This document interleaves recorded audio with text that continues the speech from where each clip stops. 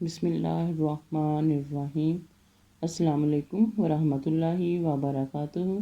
جی عزیز طالبات، امید ہے آپ سب بخیریت ہوں گے۔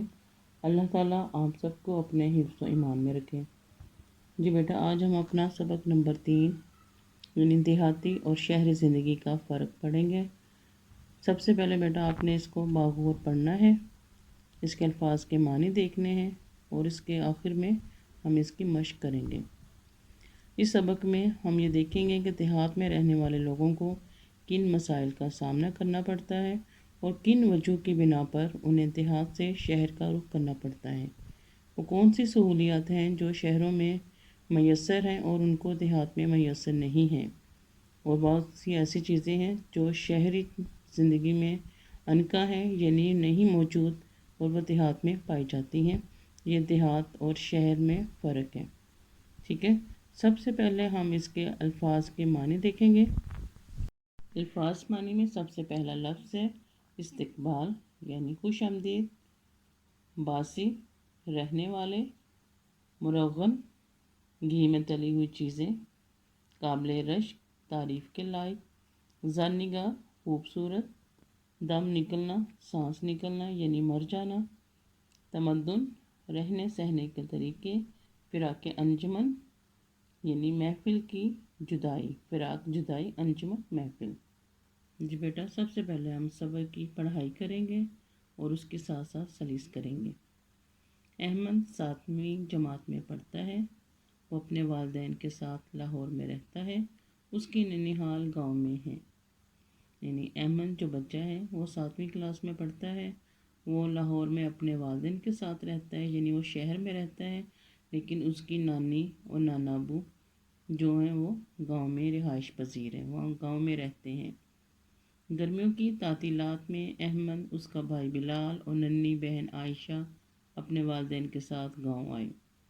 جیسے گرمیوں کی چھٹیاں ہوتی ہیں تو گرمیوں کی چھٹیوں میں احمد اپنے بھائی بلال اور بہن عائشہ کے ساتھ اپنے گاؤں اپنے امی ابو کے ساتھ جاتا ہے کہ وہ گرمیوں کی چھٹیاں وہاں پر گزاریں اور گاؤں کی خوشگوار فضا سے لطف اندوز ہو۔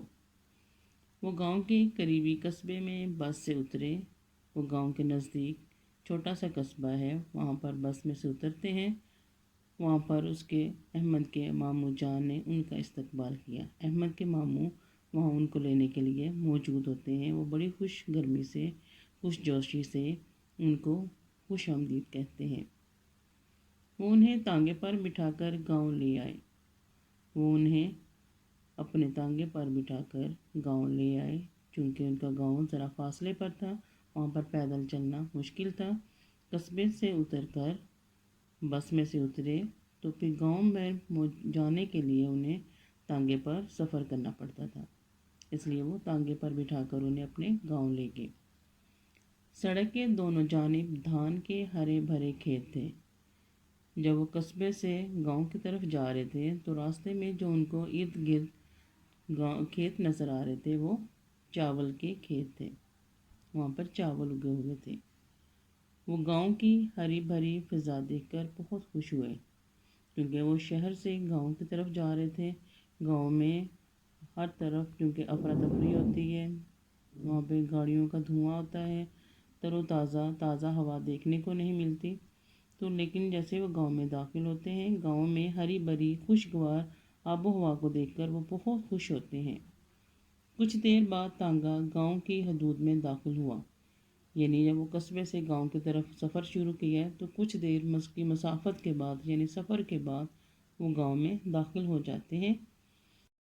جیسے ہی وہ گاؤں پہنچتے ہیں، تانگے سے اترتے ہیں تو پورا محلہ ان کو گاؤں میں خوش آمدید کہنے کے لیے یعنی ان کا استقبال کرنے کے لیے وہاں پر موجود ہوتا ہے۔ ان کو دیکھ کر بہت خوش ہوتے ہیں۔ احمد اور بلال اپنے ماموزاد بھائی حسن کے ساتھ کھیتوں کی طرف چلے گئے۔